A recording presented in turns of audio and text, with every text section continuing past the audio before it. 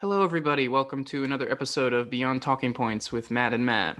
Um, Today, we are going to have a conversation about gun rights and gun control and just most things gun related.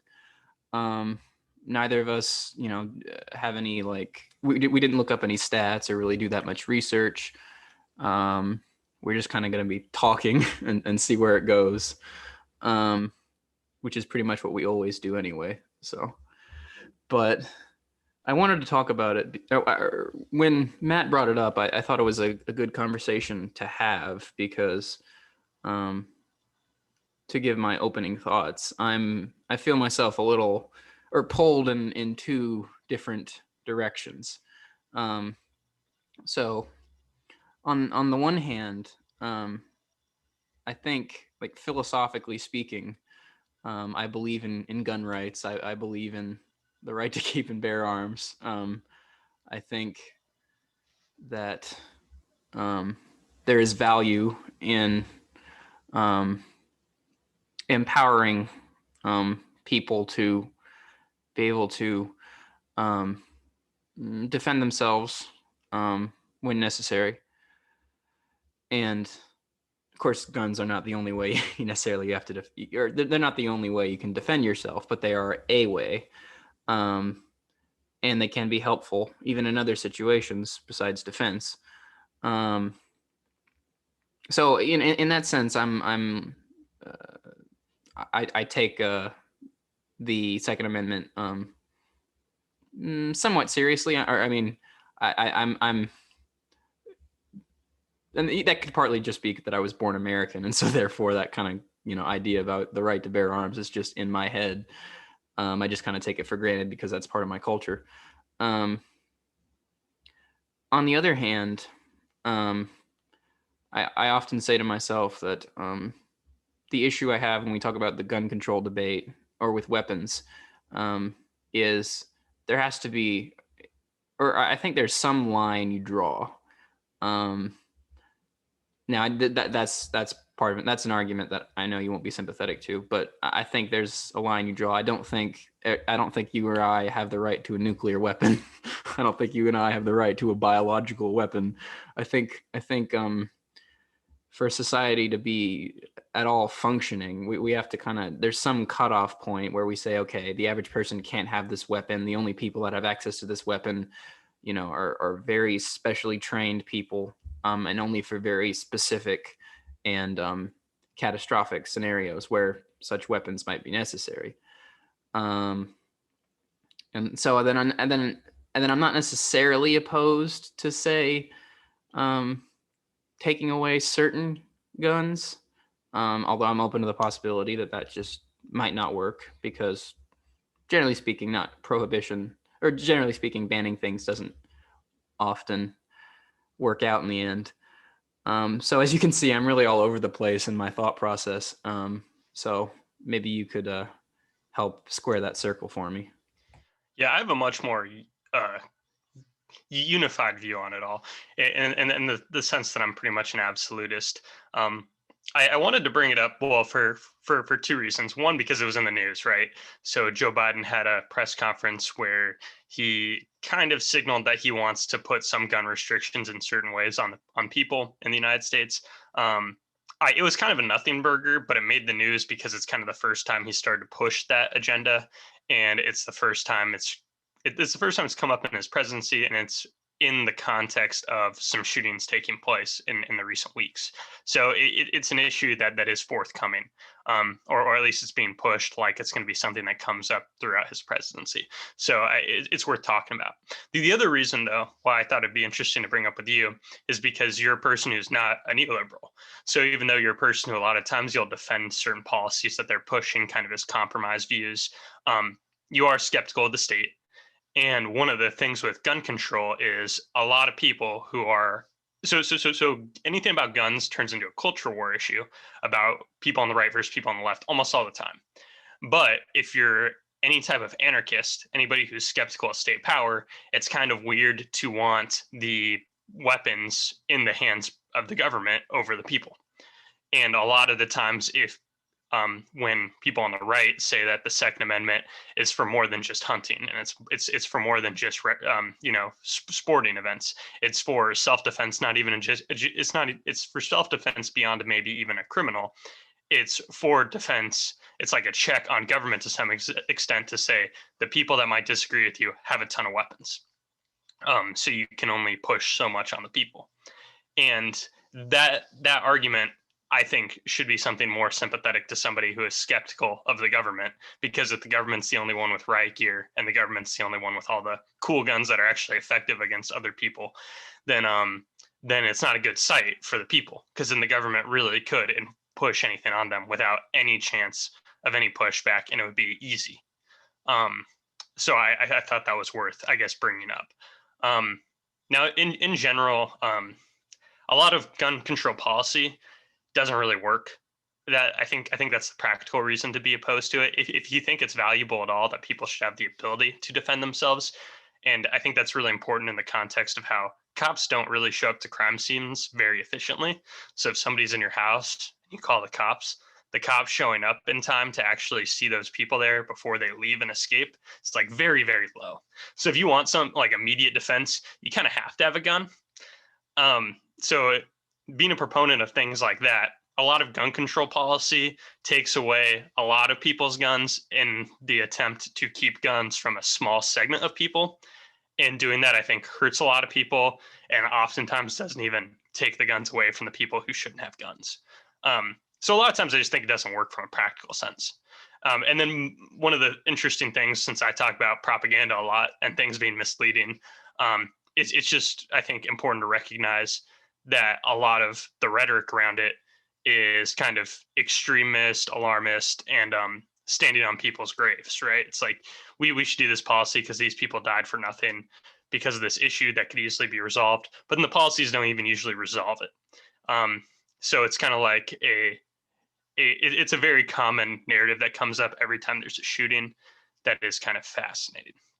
So that's a lot of starting points. I don't know which one you'd want to kind of delve deeper in. I kind of just shot out like 6 kind of theses. So you can pick how we kind of step forward into that.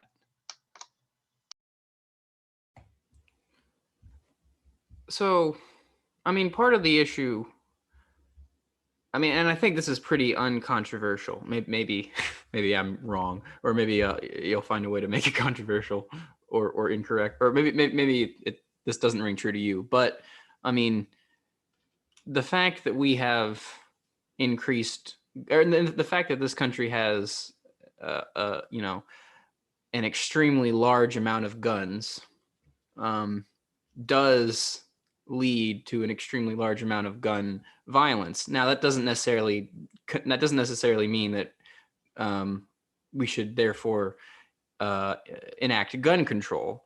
But I think if we want to be honest with ourselves, we have to say, well, we have to kind of accept how these things are going to work out. If we want to say we want a country where there's a lot of guns, we're going to have to accept that there's going to be a lot of gun violence. And actually, although as I said in the beginning, we didn't do any preliminary research, but I did see somewhere that I think it's like countries such as Japan and Australia, they do in fact extremely limit gun they extremely limit gun acquisition, and actually that decreases dramatically things such as school shootings. A lot of these countries that have extremely harsh limits on guns don't have school shootings, or hardly ever have school shootings. So that would be, even if I'm come to the conclusion that I'm against gun control for other reasons, I don't think I don't necessarily buy the argument that guns make everyone safer. Okay. And one more quick thing, and then I'll let you respond. I guess the thing about the like check on the government, I mean, I almost, I'm trying not to say that I have a moderate position or anything, because I know we both kind of just detest that word, but there are the people that seem to think, well, if you just get rid of guns, then everything's going to be fine. But then there are people that seem to think, well, if you just, unregulate guns, everything's going to be fine. So, and I think they're both at some level fantasies. I don't think a just I don't think increasing the amount of guns that the average person has is necessarily going to increase our ability to fight the government. But I'm also not convinced that getting rid of guns is the answer. So that goes back to where I think I'm torn. There just seem to be assumptions in both camps that I'm not comfortable accepting. So one of the things I push back on when it comes to Japan and Australia is those are places that have done like um, very specific types of gun policy that are like essentially gun buybacks type policies. So you can, and I apologize for the background noise. But so you can point to those types of policies, but those won't have the same effects as the types of policies that are pushed in the United States and the things that are in our common discourse right now. And then if you were to suggest a gun buyback policy in the United States, you'd also have to reckon with the fact that the population in the United States is such significantly larger than those countries that it might not be something that you could scale up and apply equally given our demographics when it comes to already having guns in play and having such a bigger population. So even if like I ceded that it may work there, it may have worked to some degree there, at least in some superficial ways, because I mean, the example that comes to mind is more about Europe than is Australia or Japan. But a lot of like terrorist attacks there have not been shootings, but they've been people crashing cars into crowds and then stabbing people. So when people don't have guns easily accessible, they still find other ways to do mass harm. It just wouldn't be described as a shooting. Um, so it's something that it's like I could recognize that to some degree it has been effective there, but I don't think there's a reason to think that it would be just as effective here if it was viable, which it isn't for a lot of reasons. Um, okay, so the other thing I wanted to push back on is and this is something that always has to come up. So I'm going to make the superficial point that we can, I guess, disregard, and then I'll make the deeper point of it. But you kind of you use the we, so I just have to remind us that like in my mind there is no we here. There is no we as a society need to do X because these aren't societal decisions. And the fact that there even could hypothetically be a societal decision shows how it can't work and make people happy because people have different cost benefit analyses. So you can't say, well, we have as a society have to decide if people should make the trade-off of being able to protect yourself in your home over the risk of more gun violence happening because more guns exist. It's like, no, that shouldn't be on the table. If somebody wants to protect their family because they know the cops aren't effective enough to show up immediately if there's any possible threat, it's like that person needs to be able to make their own decision. And any societal we forced on them is like deeply disgusting to me. So I kind of like out of hand. I reject that way of thinking. Not even in the sense that I disagree with that. It's also in this in the idea that this is corely an individual situation that needs to be thought of. Like this is the imminent, like important existential risk to somebody's family and their lives. And it's not something that comes up every day. This is like the whole idea of like a black swan risk. It's not that you can't foresee this risk happening, but it's like a very it's something that either doesn't happen or it could happen and it is very, very bad. So it's the type of risk that you should be insured against, essentially, and that's what a gun is insurance against these existential risks to your existence. And the fact that like a body of people other than like an individual could make that decision for you is like really kind of gross. So I kind of reject that way of thinking about it. Um, so yeah, I want to throw that in there. Going back to the culture wars thing for a second, I think maybe sometimes I just find myself a little suspicious of certain aspects of gun culture. Um, I mean, I think if someone has to have a gun to feel safe, well, I guess I just don't. I guess I just don't understand why that would be the case necessarily, unless you're really like in the middle of nowhere and you're worried about bears or or something. Like there are situations where yeah, guns would help, but in in a city, in the or in just everyday life that most people experience, I guess I have a hard time understanding why someone would have to have a gun to feel safer. And then on top of that, um, I'm suspicious of this kind of manly connotation with guns. Like, oh, I'm a man. I have 10 guns in my house. It doesn't make you any more of a tough guy. It doesn't make you any more of a man. Um, they're just weapons.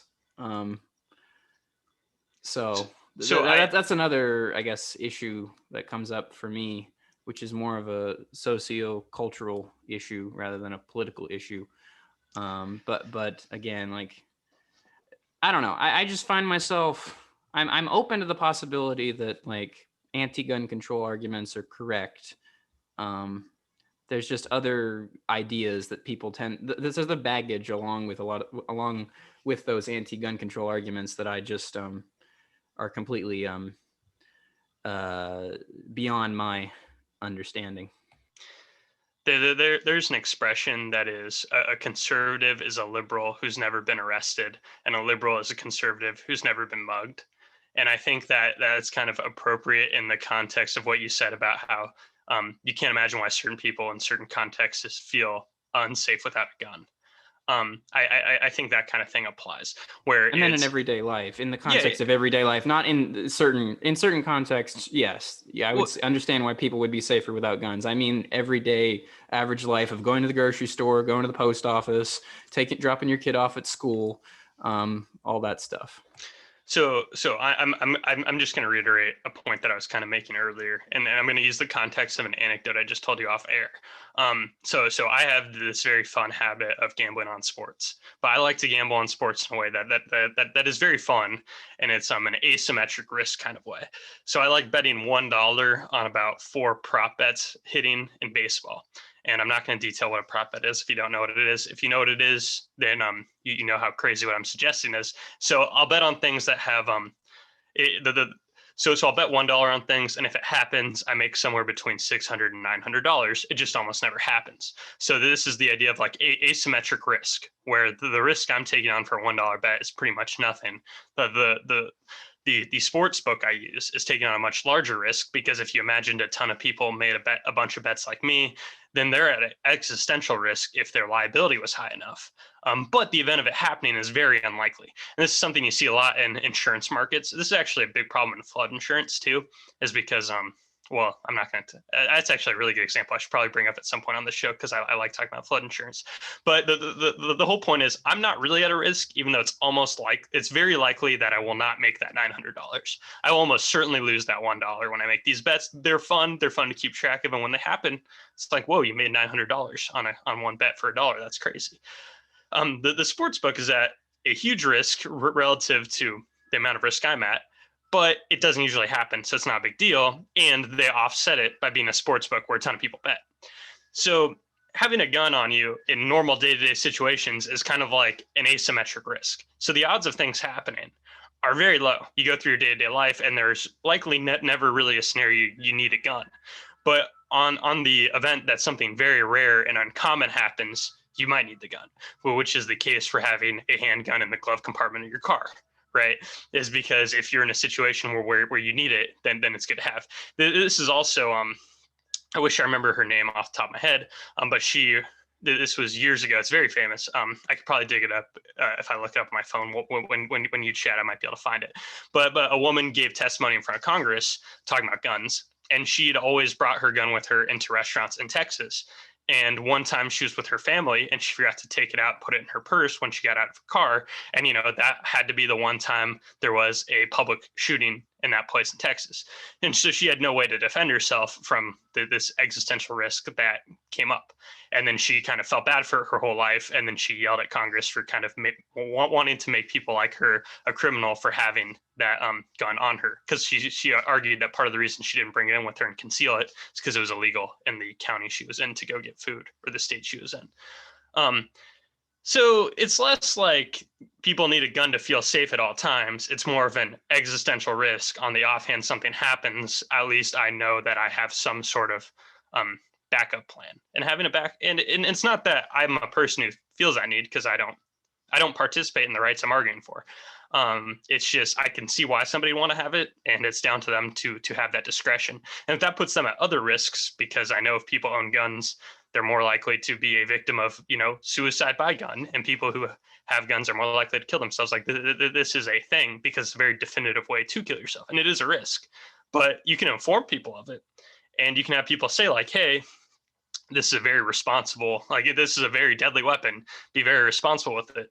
And you need to know the risks, and you need to make sure that you're cognizant of this. So if you have these thoughts, you might want to take extra precautions. But in the end, it has to be that individual choice. You don't want elites making these types of potentially life-altering decisions for you. So that's kind of how I square that circle.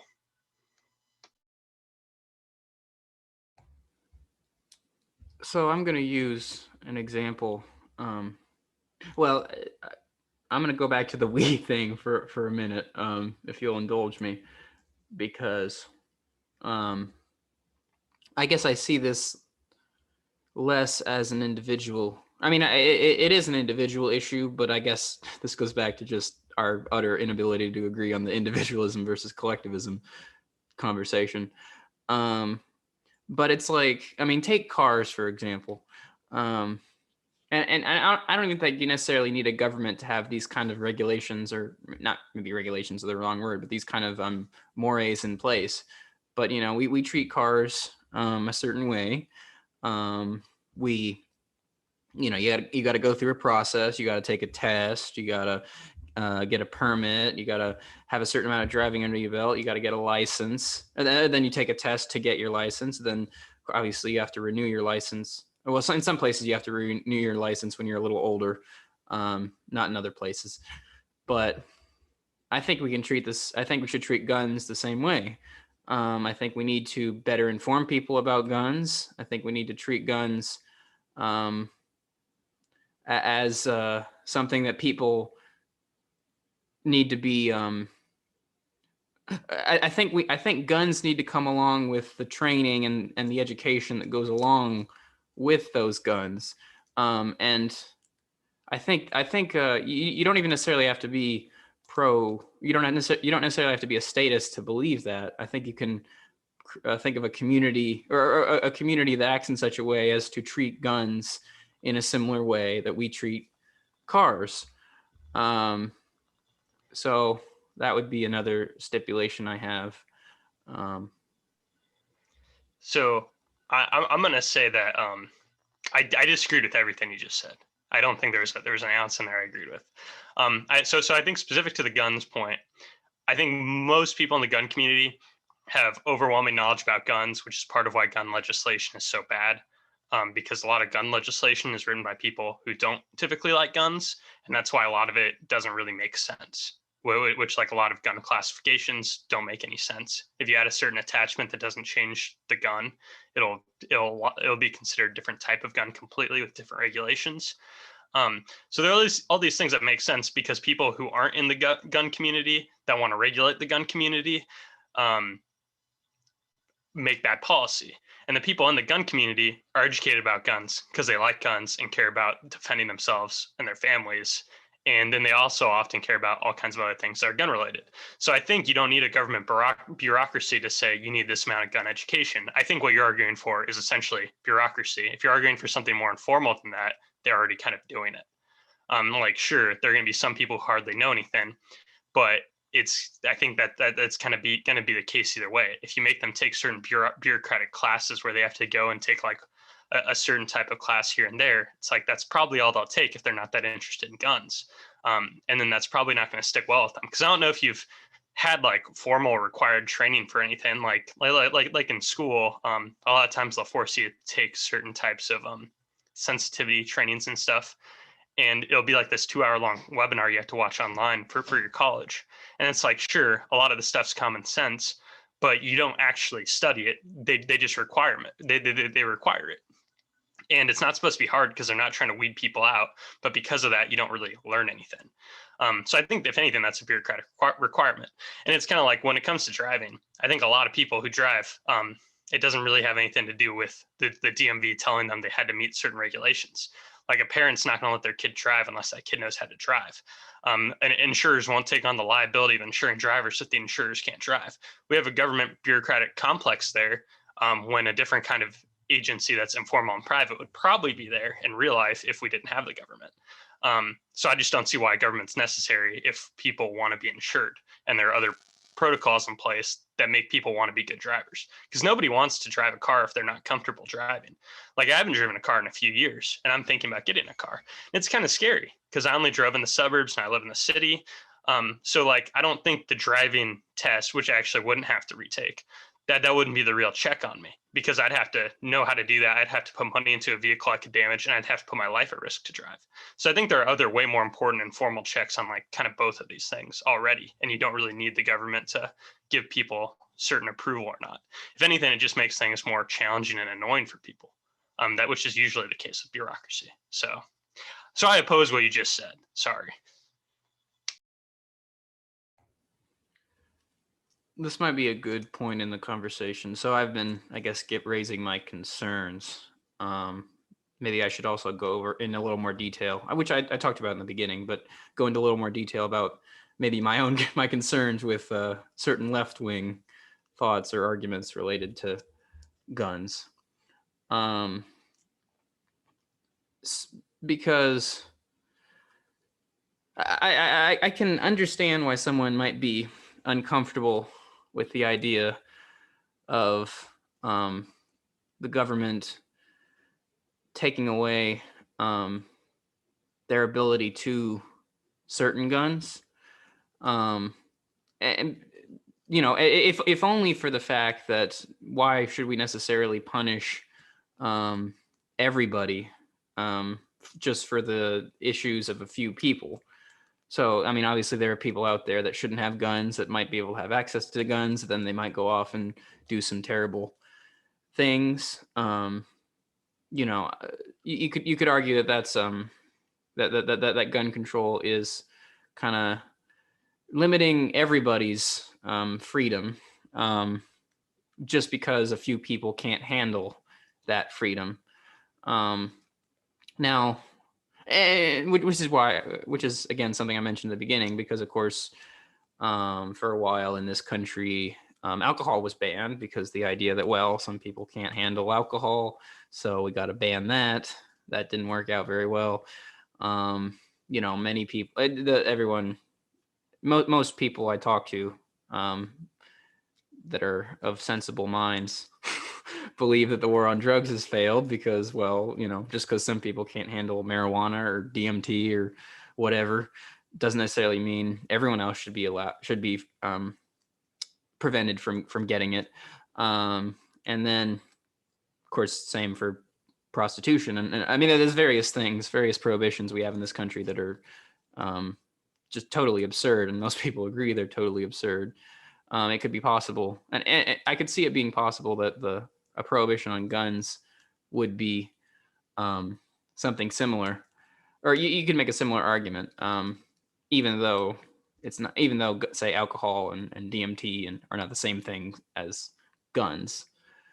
Um, and then I guess it could very well be true that the gun community is good at regulating itself. I don't really know enough about.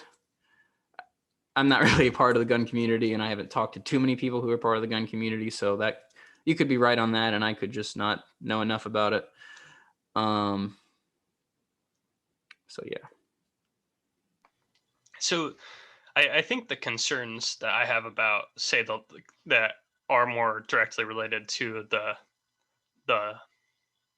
well, okay, so right now in the culture war, there's a lot of anti-gun animus, and kind of what you said was something that I hear all the time, which is, oh, these bad things are happening, and then they'll appeal to gun safety for the reason that you appealed to it. And I understand the arguments for that in the sense of, I get why you bring it up, um, because the hint of truth there is that guns are a serious threat to a lot of people, and they have to be used in a safe way. Um, but the real issue that's been animating public life, if you can point to any of the You can point to the shooting that happened recently in Georgia. You can point to the Las Vegas shooting that happened a while ago. A lot of these are ones where there were specific bad actors. So then it's more of a question that I think you're kind of getting at when you're afraid of the left, which is how should the left deal with the fact that there are people who are bad actors without being, I guess, almost anti-democratic in the sense of you can't take away everybody's rights because there's just a handful of bad actors. Now, this is where the left's tried to kind of square that circle with things like red flag laws, and stuff like that. But then I think, and this is why I like talking to somebody who's, I guess I would say, as ideologically consistent, or at least tries to honestly square circles. Is in the end, you have these people who work for the government and are a lot of times to some degree like what we'd consider elites or technocrats, trying to make decisions for people who have like very specific situations in their life. So I know you're like a person who's generally in favor of what people would commonly consider civil rights, and you don't want people to lose access to their, I guess, like to lose access to their rights without certain actions taken. But a lot of these red flag laws that are being suggested now have the potential of taking away people's rights without like any kind of due process. And then in the end, the people who are making these decisions are people who are judges, right? So it'd be if somebody that knows somebody decides that that person could be a risk, then all it takes is a rubber stamp, and now you can confiscate that person's weapons. I'm not sure how you feel about that, but the way I see that is kind of a due process violation to some extent. And it's under the guise of somebody who knows them is the one reporting them. So it's not a big deal. It's not just the government. But there are a lot of reasons why maybe that person isn't a risk, or maybe people in their family aren't always the best people to make those decisions. Because I've seen a lot of people throw their family members under the bus for being involved in, say, the January 6th protests. People have identified their family members to get them arrested. So I think these red flag laws are kind of concerning, even though it's people on the left trying to square that circle of weeding out bad actors. So have you given that much thought? You'll have to rephrase the question, if you don't mind. So I guess I'm asking, what are you feeling about the red flag laws that are kind of being pushed in some states? And those just are, I guess, to summarize, a person who knows somebody who owns guns can kind of tip off the government to take actions to restrict their gun rights. And there's no like official judicial process, like there isn't an official trial to take away somebody's guns. It's more of like um, a law. I think they're often like they'll take away people's guns for like 60 or 90 days if somebody from their family kind of reaches out to the government and the government kind of verifies to some extent that they think that that person can be a danger to themselves or others. Um, well, this just shows my total ignorance then of some certain things of this part of this conversation. I'm actually not very familiar at all with these red flag laws, so I'm just going on how you're speaking about them here. But if I trust what you're saying on it, I think due process is important. Then, like if someone tips off the government and says, hey, Bob across the street, I think he's going to kill himself with his gun if you don't do something about it, then there should be laws in place or policy in place which allows the individual to the individual that's getting that's under investigation, or the one that was being reported, he or she should have the ability to appeal this Mm-hmm. decision. It should not just be totally trusting the informant, because you can't always trust informants. But again, that's just from going off of what Matt says. Okay. Yeah.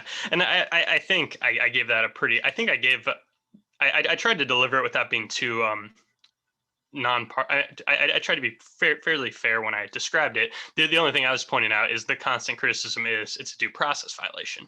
And I guess the way that I'm seeing things, and I don't think this is a controversial thing to say, is people are increasingly, well, this is heavily detailed, that the people are getting more partisan, right? And I think it's getting to the point where that to some degree is passing people's it's usurping people's allegiance to family members, where people stop talking to people they know because they voted for Trump or something, or they voted for Hillary. So stuff like that's already happened, and now the way to push back against gun control is, well, we'll do something targeted. But then the targeted mechanism could be somebody thinks their uncle's crazy, but maybe it's just because they don't identify with their uncle's culture because they went to a college and then their uncle's a 50-year-old guy who has chickens on a farm and a bunch of guns and just kind of says crazy stuff. And then all of a sudden he could be, he could have his guns taken away from him without really a fair trial. So that stirred up a lot of controversy in the gun community. And then you almost have something that I don't think is actually gaslighting coming from the left, because I think it's really honest. I think they honestly don't see why this could be seen as a problem. Um, so this is why I think a lot of the conversation around guns has like no forward progress. And I think it's kind of fair that there's no forward progress because the two sides really don't have anything in common at all. Yeah. Well, yeah, go ahead.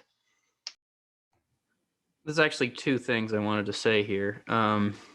One, related to more related to kind of what you're talking about. This is where, again, in my head, I go from thinking less about the individual and more thinking about groups of individuals. Because I think there does have to be certain mechanisms in place. It doesn't necessarily have to be a government, again, but they have to be. Like it makes sense. Here's the part of that, I guess, left wing argument you could say that makes sense. Obviously, if you know your 26-year-old cousin named Tommy is, has some couple mental disorders, and it could cause him to act violently towards himself or other people. Obviously, it makes sense to say, well, then, Tommy probably can't be trusted with a firearm. Again, I think that's pretty uncontroversial. The question then is, well, how do you work through that? Do you just trust that the people around Tommy will do the right thing, or do you have any government intervention at all? And I have yet to come to a good consensus on that, but that's why I'm not necessarily opposed to all gun control, at least right now. I don't necessarily always. I mean, I don't trust the government, but I also don't trust the average person sometimes. So I really don't know where to turn. But I did want to say something really quickly. Then I will let you respond. I promise. The other thing I wanted to bring up this Karl Marx quote really quickly, which is related to guns, surprisingly. Yeah, I'm familiar with what you're going to say. He said, under no pretext should arms and ammunition be surrendered. Any attempt to disarm the workers must be frustrated if force if necessary. And so this kind of goes back to, I guess, the distinction between, radical leftists or the more far left, and then the more mainstream liberals. Mainstream liberals are more likely to say, "Oh, I don't like guns. We need gun control." But the divide on the left kind of, I think, comes in when certain more anarchist or Marxist type people who are suspicious of the government and are aiming for a governmentless society. They're the people that say, "Well, no, I'm gonna have I should have the right to these firearms because I don't want to be under government control in that way, and I don't even want a government to exist. So I'm going to use an opportunity to acquire this certain resource for defensive purposes. One could even say for the purposes of defending your ideals. So again, I'm really just thinking out loud in this episode. I'm not quite defending one way or one side or the other. I wish I could come to a good answer, and I hope to come to a good answer at some point in the near future. But at the moment, I'm very confused. But of course, I think that's not necessarily a bad thing. Sometimes things can be a bit confusing before you actually, are able to work them out in your head. Politics and economic policy and whatnot, it's not all clear. It's not all clear cut. It's you can't always give cookie cutter answers. Um, so So I think this relates to the Marx quote, and this relates to what you're saying there. But I wanted to tie in how we a while back talked about Waco, because everything that happened in the Waco siege, it wasn't just because the guy was a religious fundamentalist. It was originally it was all by everything in the Waco raid was done by the ATF, and it was because the government decided that they can consider what the people were doing, what the Branch Davidians were doing, was stockpiling guns. And it wasn't that they planned on doing anything with them, but the fact that they had a lot of guns and they all lived together in some sort of community freaked out the government because they were doing something that was not normative. And the government targeted them. And they pretty much went out of their way to find any evidence, even by having undercover people go in and hang out with them, to allege them of any type of wrongdoing when it came to guns as a pretext to arrest them. So, like a lot of nonviolent crime, a lot of gun crimes can be misused and misapplied in the same ways. And I think this is the other element that we hadn't really touched on that was kind of missing. And this kind of ties in with like people in government versus normal people. Um, a lot of laws, and this is a big picture criticism of laws, but I don't think when laws happen to not work the way that policy elites or pundits want them to work, I don't think it's usually just because they got the policy wrong, especially when it comes to things like gun crime and actual crime. I think it comes to the fact that the law is not applied equally, not in the way of thinking about demographic groups or income groups, but you can think about things like how there are a lot of laws that exist just so if a cop is kind of suspicious of a driver, they can use it as an excuse to pull over that person. So it doesn't really matter if you were speeding. If the cop was suspicious of you already and then they saw you were going 2 miles over the speed limit, then it's like, cool, now we have a pretext to pull you over. And then and then look into the thing we actually cared about. This is like a really common tactic. There are a lot of things that are on the books just so it can be used as a pretext to actually then get in the door and then investigate the things you are more interested in. So that's how people should think about gun laws, because when you think about gun laws, unless you're talking about things like homicide, which isn't really a gun law, it's more just a violent act. But if you think about like the specific regulations around guns, it's going to be used more often than not as a pretext to look into certain types of people. So it means that gun laws aren't necessarily going to be used in ways that are equitable. So this is when you can think back to New York and you can think of how they would search all kinds of people, and that was like disproportionately against minority groups. Well, it was under the pretext that minorities in that community were more likely to legally have guns. So you can't just so this is the big missing part when it comes to policy, especially coming from the top down, and then nonviolent policies like drug laws and gun laws. It's not going to be used equally. It never is. It's going to be used for things that people want to look into. It's going to be used as like, we now have this tactic. How can we use this? The ATF will use it to get people they want to get into trouble. It's not because the rules actually really help. It's like, oh, wait, they put a scope on this kind of gun. Since they did that, now this is an assault rifle, and now that's illegal. And now we can put somebody who's 3D printing guns in jail for having an assault weapon because they broke some other minor regulation. And now they can't 3D print guns anymore, even though that is legal. So there are all these things that it's just a lot of justice in the United States isn't justice.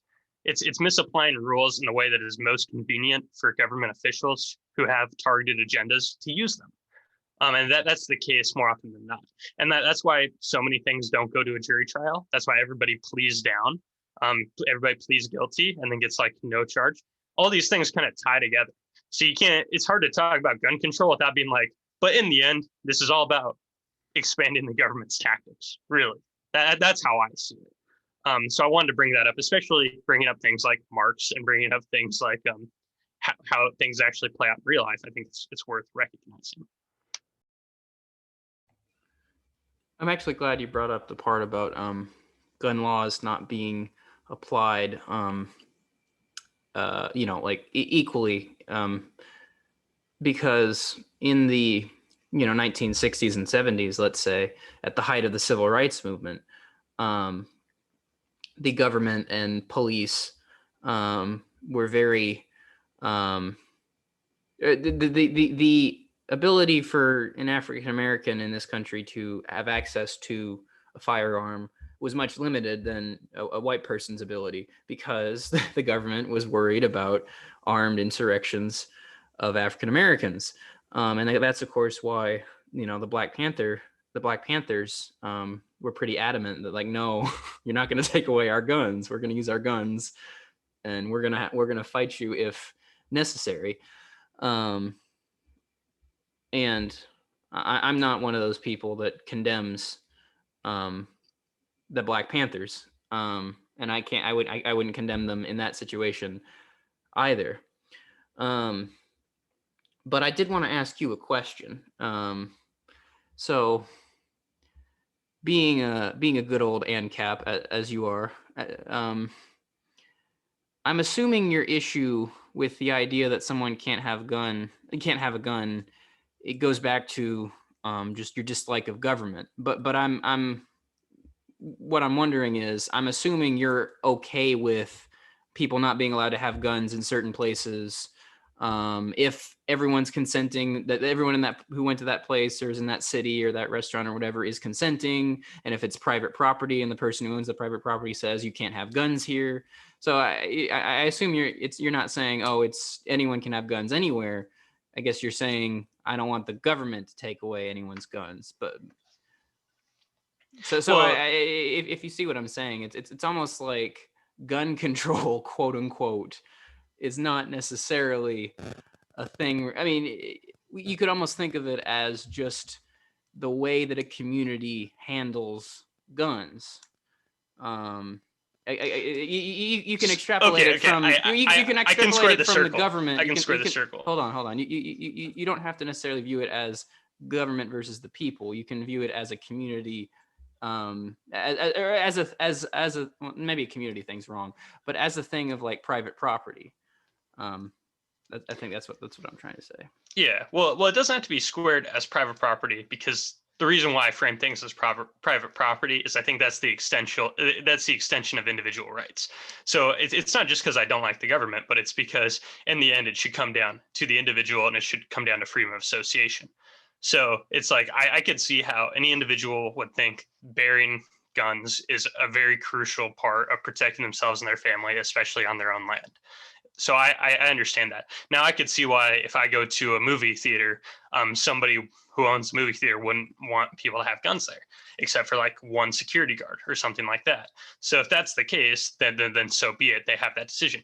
Now the way I square the circle of thinking about it as a we or as a community is I would just reiterate that a government is almost never a we, because the government, well, then we have to have the conversation about who is actually ruling us in like our government and who's ruling us in a private property setting.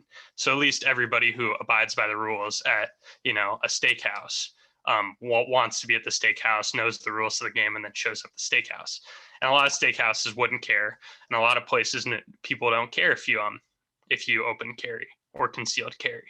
And if people if people have a problem with that, they don't have to go. And then that's why I detest framing the government as any sort of community, is because you usually don't have a say in who your rulers are. In the sense that if you don't like them, you can't really do anything about it, especially when it comes to federal government. But even on a statewide government, you don't really have that much of a choice. And if all the other states are bad, then you really don't have a choice either. And same with cities. So yeah, so part of it is not liking the government, but it's generally just because the government doesn't worse and it's not consensual in the way that going to somebody's house is consensual, and it's more broad. But yeah, it's kind of like saying it would be like saying I'm not a free speech absolutist because I don't think somebody should be able to go into a preschool and like start dropping the N word. Like it's like, yeah, the same rule applies to guns, right? Where it's like, well, yeah, sure, if this preschool doesn't want the parent who picks up their kids to have a gun on their side when they go and pick up their kid and bring their kid to their car, then that's fine. The preschool can have that rule. I don't really care because it's not forced on anybody. Nobody has to go to that preschool. Things get mucky once you start forcing people to do certain things, which is why I think government causes a lot of issues and it causes a lot of drama. Like, would we really care about all the culture war issues we talk about if the government didn't have power to enforce them on people in all sorts of jurisdictions? It's like, probably not. I mean, gay marriage is only an issue because gay marriage is a thing that the government, the documentation all comes from the government, and the government gives people certain tax breaks. If you didn't have to worry about all these things, then people could have been doing private ceremonies for decades. So I think that's what exacerbates the culture war.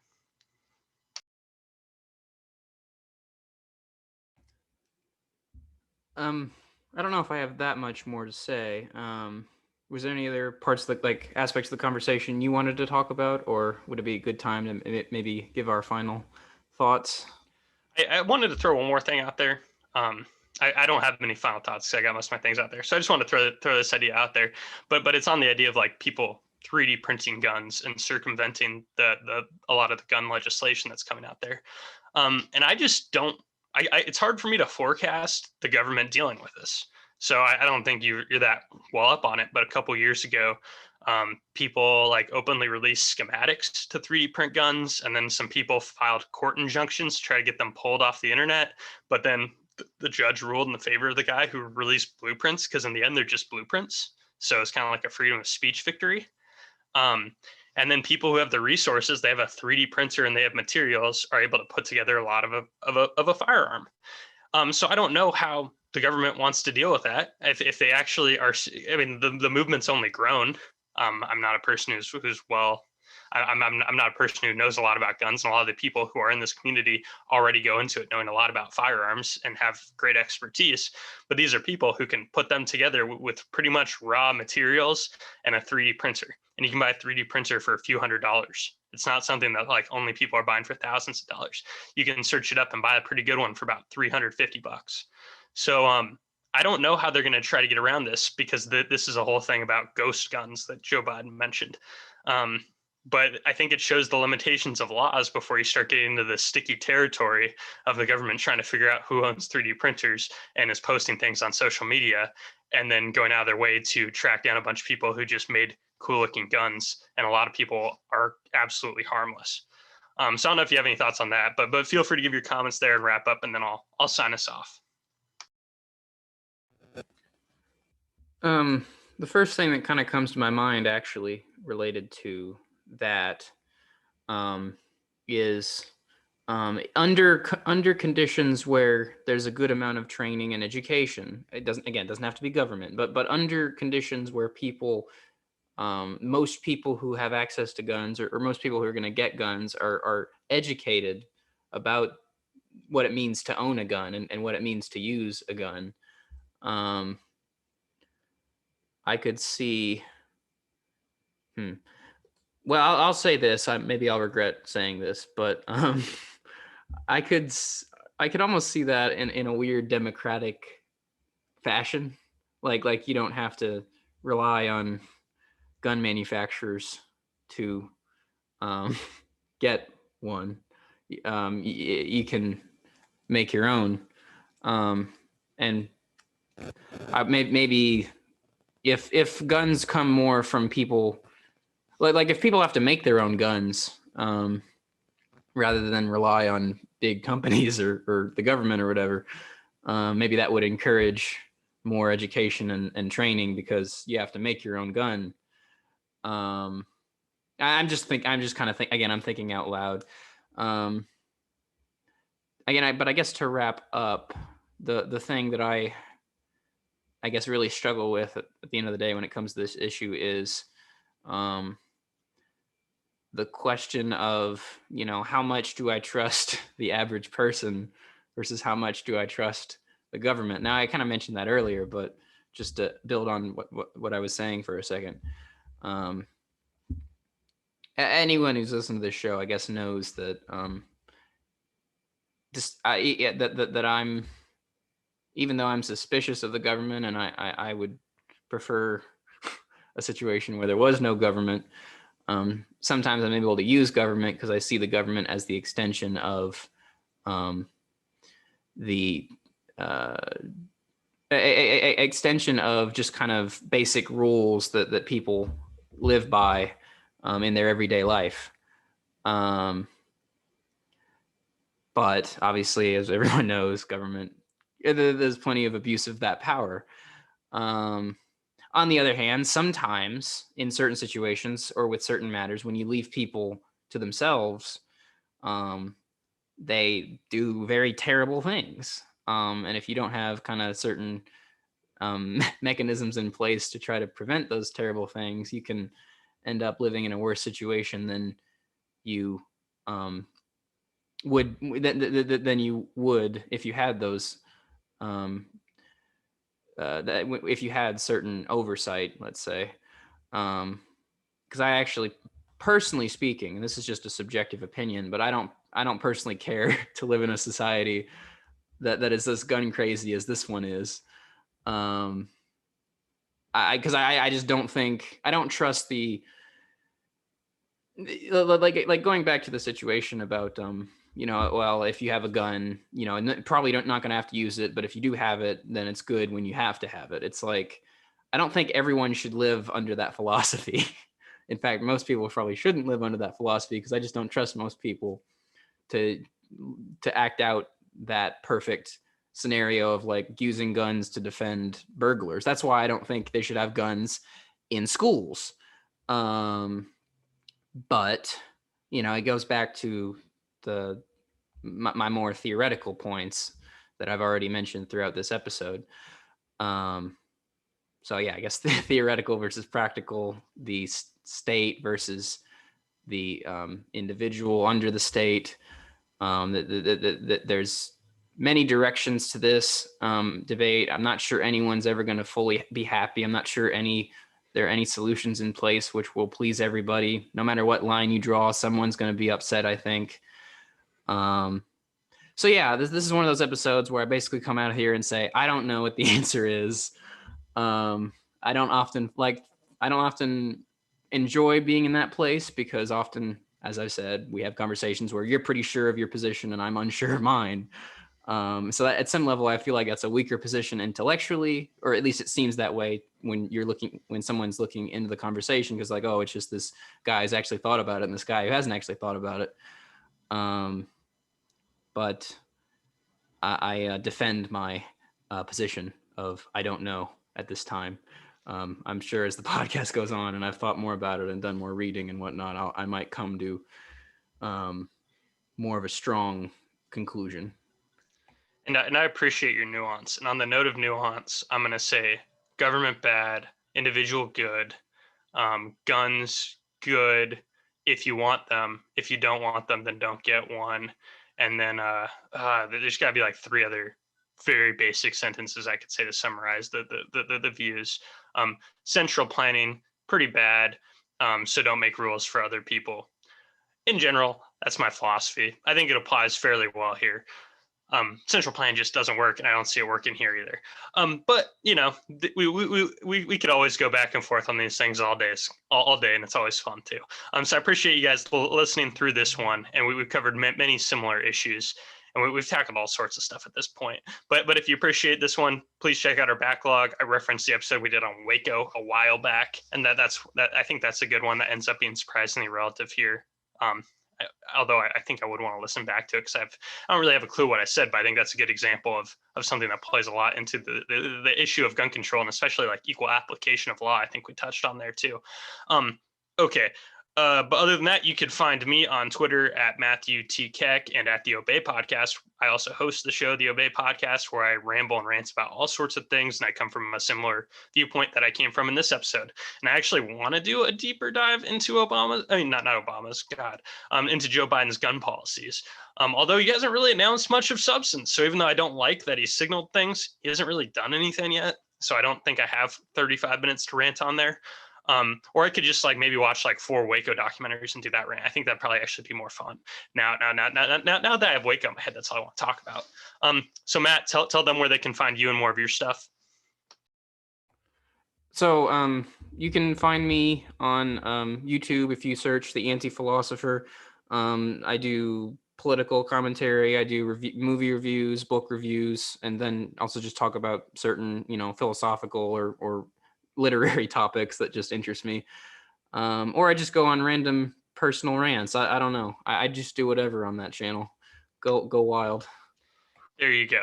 Um, and I guess we'll be back next week with an undecided topic. I guess we have to figure that out. But until next time, signing off for now is Matt and Matt. Thank you.